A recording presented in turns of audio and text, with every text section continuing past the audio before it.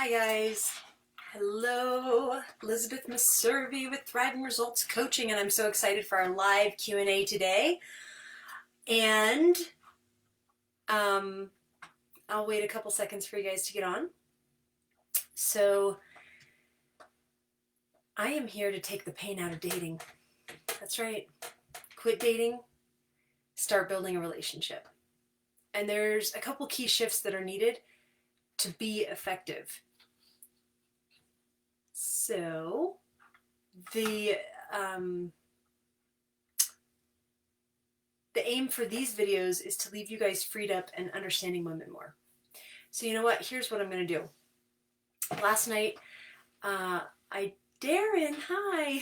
So, last night I joined in a recorded podcast that they're going to edit down to share just who I am and what I do. And I was able to share the coaching approach to relationships, which I don't think I've talked on here a lot about. But, the other thing I was going to share that is relevant to you guys, though, is how women operate. And so I'm just going to give you a little bit of an overview. So Darren, welcome to the call. And Darren had offered to assist me in making this a YouTube live. Confession, I never figured that out before now, but I still want to. So I'll talk to you more about that after the call. For now, just type into the chat whatever you're dealing with or questions that you have. And apparently my phone isn't silenced. And then what I'm going to do is talk a little bit about how women operate. And the myths.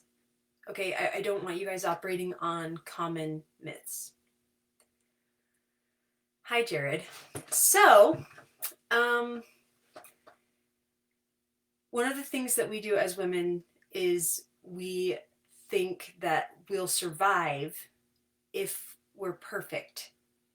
But it's not like a rational kind of perfect. It's based on something that we made up. Each woman has made up her own idol that she thinks she's supposed to be like. It's an imaginary creature who knows everything already, and everyone likes this imaginary fake person, and she's whatever the individual woman thinks is like the perfection of physical beauty, that thing has it. But what's interesting is it's very condemning. So if I learn something new, my fake illusion that I'm trying to be like, she already knew that, and I'm stupid that I didn't know it already. Okay, so it's very, very negative and oppressive. But here's the problem. Actually, I made a slideshow about this. It would be fun to share. I don't know if I can share my screen in Facebook Live. Nope. Okay. So, maybe I would love to show you the visuals because I draw beautiful stick figures. Anyways, the point is, the problem is that we don't know we're doing it, number one. Number two, we think it's coming from outside of us. So last night on this podcast, there were 3 interviewers. One of them was a woman, and she said a couple times something to the tune of, society expects us to blank. But it's not society. It is literally within the woman. So part of what you need to get out of that is, obviously, you can't do anything about it. But here's the bad news. We think it's you. I mean, if I was in a romantic relationship with you and I was hurting, my instinct would be that it was because you, whatever, don't support me enough, don't respect me enough, don't care about me. That's a big one. You just don't care. Who's heard that one before? As far as you guys, right? You can care all day long, but if she's upset, she feels like you don't care. Hi, Joseph. Welcome. So, there's a couple takeaways from this for how, Mythbusters, what to not do. Okay? Number one, do not take it personally. So when a woman says, I just feel like you don't care, you should hear what she's really saying is, I'm hurting and I'm feeling insecure. Okay, did that land? Did you guys hear the distinction? They're very different. It has nothing to do with you not caring, but she feels like it does. She just feels insecure. She just feels unhappy. And she thinks it's you, which isn't rational, but we have a logic that's not rational logic. I'm not getting any comments yet, so I really do want you to type in there if you're getting this. So when a woman gets mad at you to the tune of you don't respect me or you don't care, don't take that personally. But you do need to understand that she really is experiencing pain. Good. And the only thing you have to address is the pain. I mean, if you did something douchey, apologize. But mostly you're just going to say, you know what? No. I do care, so let's figure out whatever, like, so you don't feel like you have to attack me when you're hurting, right? Another myth is that the thing to do is to apologize. Unless you did something douchey. So I'm assuming that you're an innocent victim of a woman's wrath, which happens a lot. I understand, gentlemen, and I just want to apologize right now.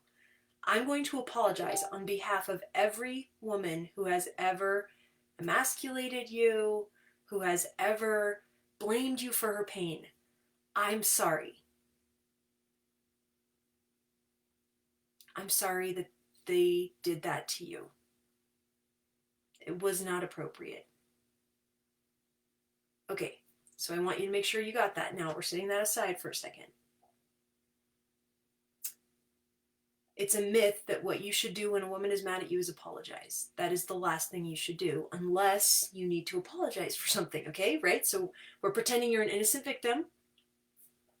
So far, if you don't take it personally, you're not going to be defensive, right?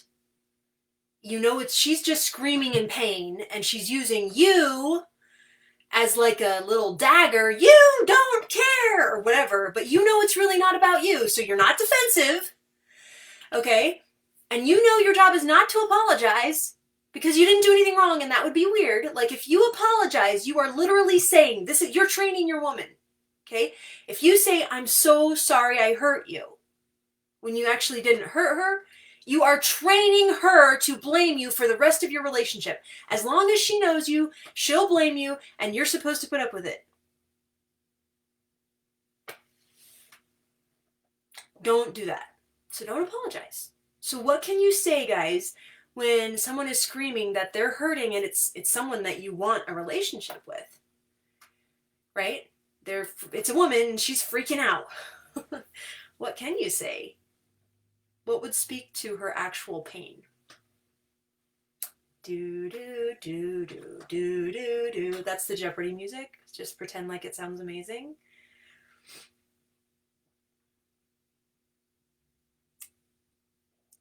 Okay, so Darren tried to prevent this technical thing from happening again, and he tried to help me, so I just want to acknowledge that I appreciate you, Darren, that I didn't get YouTube set up because I can't have immediate feedback from my audience, and how about this? I promise I'll do it before our call on Monday.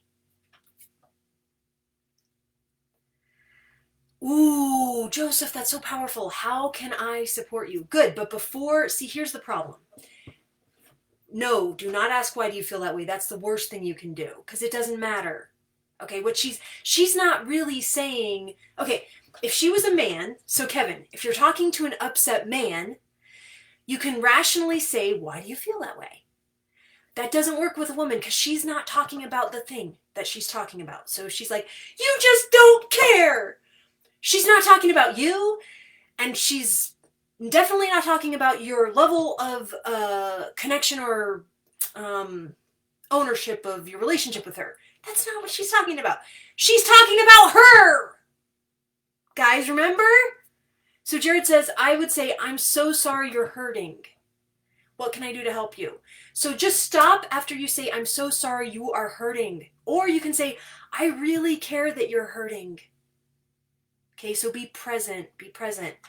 Hold on, I've got some, okay. So, yeah, just let her know, because what she's saying is, I'm so insecure and hurting right now. And you can just say, well, I'm stable and I care.